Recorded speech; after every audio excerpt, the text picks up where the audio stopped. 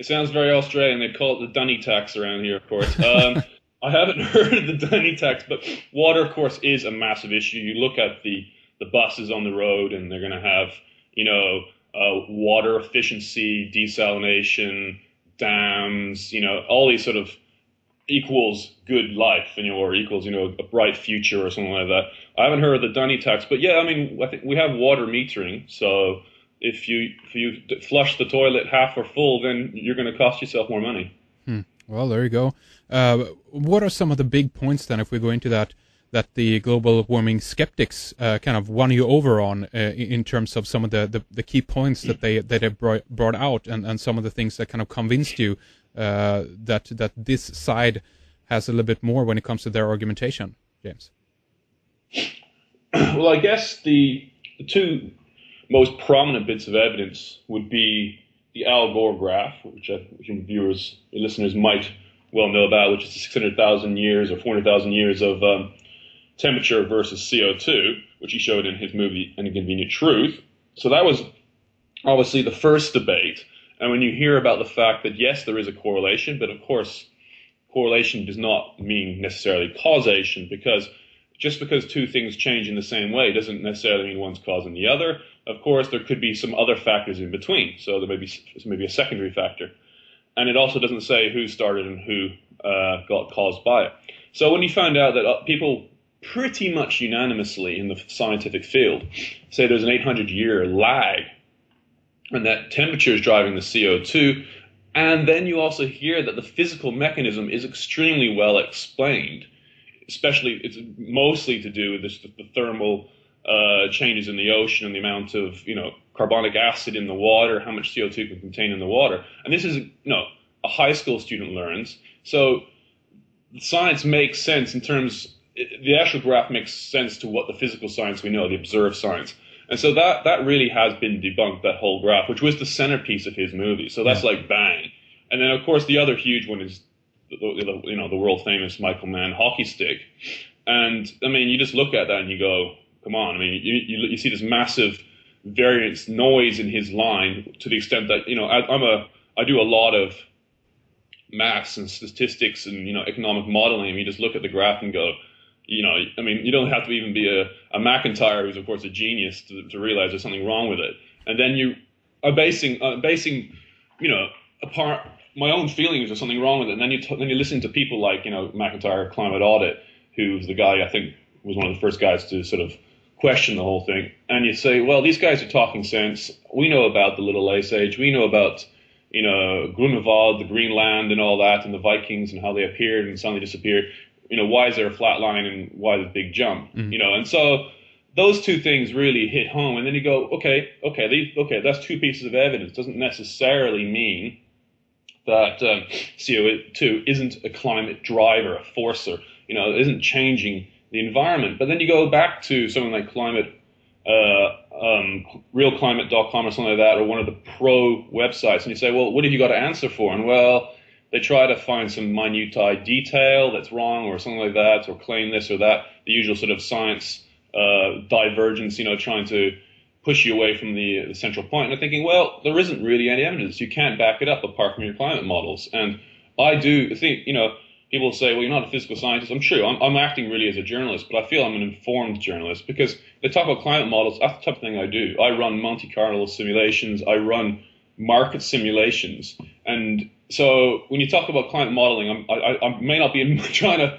model the climate, which was, in some ways quite ridiculous, because it's a, chaotic dynamic system, which you hard to model. Exactly. I mean, it's a ridiculous concept. You can qualitatively discuss things, but to actually model it, I mean, even in 1,000 years' time, we can never, because it's chaos, it's chaotic theory, you can't actually really predict it. I'm sure maybe they will, you can always figure something out. But mathematically, they actually say you can't even model it. And all I do often is trying to model the price, just the future price. And we have teams and teams of people who are trying to model one factor, the price, the future price in the market for electricity, for instance, yeah? And we can't do that very well. I mean, we think we can, and we do run the models, and, the law of the land is that you actually have to run these risk models, hence the credit crunch problem when people weren't running these models. But you always have to take it with a pinch of salt. And, I'm surrounded by geniuses, mathematical geniuses, and we have trouble doing one variable to to simulate, whereas they're trying to simulate the whole climate. So you're thinking, well, your evidence is the climate models. If you could give me something else, I will listen. I'm still looking for, if the guys out there who believe in this can show me something, I will listen.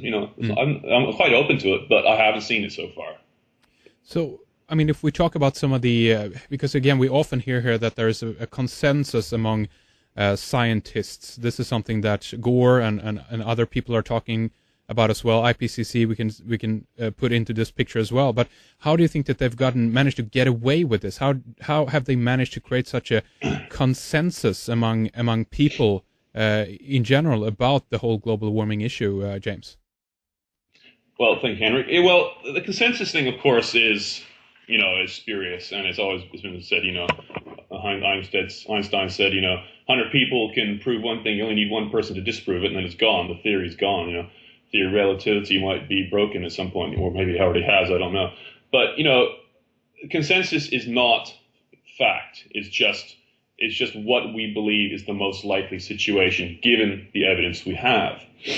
The consensus of I remember hearing 2,500 top scientists in the news years ago. I don't know, they just say, call it thousands. The top scientists in the world all agree that CO2 is changing our climate, forcing a temperature increase at least. And you think, well, okay, and then it's really to do with any citation they can get, and they can throw it into the IPCC report. So the Intergovernmental Panel on Climate Change have their reports every 4 or so years, whatever it is.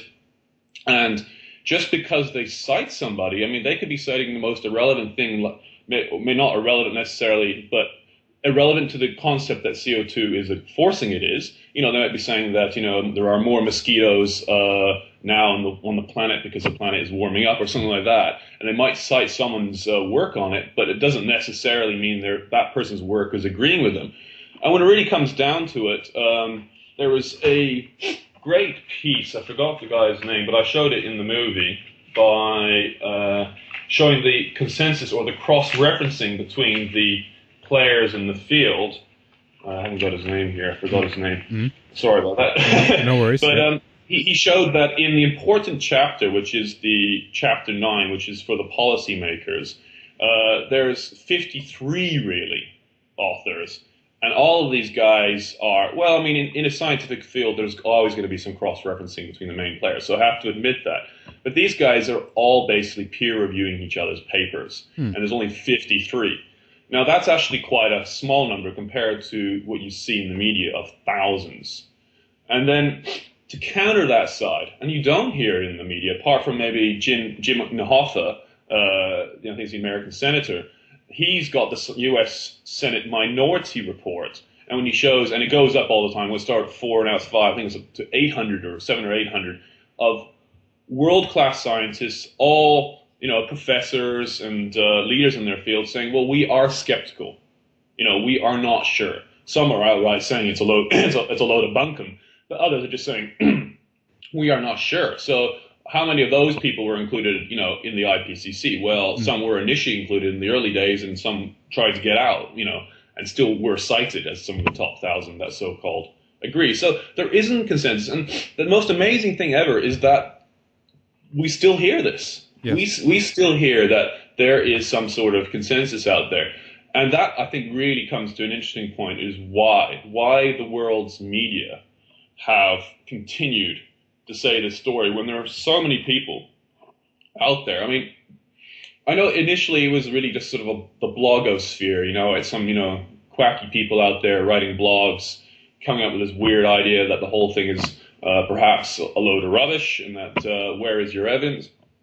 But the thing is, it's not just those people. There are some of the best scientists in the world. Your Lins and Choi, your Spencers and Christies, and all these guys are saying that, Tim Ball, which you had an awesome interview. I have to say, I listened to his interview. You just had him on recently. Yes. And these people are all saying, and it's not, but they're not really, apart from someone like Lord Monckton, who's perhaps one of the major political figures now in the world, who's going around and traveling around trying to spread the word, they're not really getting a voice. Yeah. I don't think so. Yeah. I haven't got cable TV, but I do hear and I do see the YouTube clips that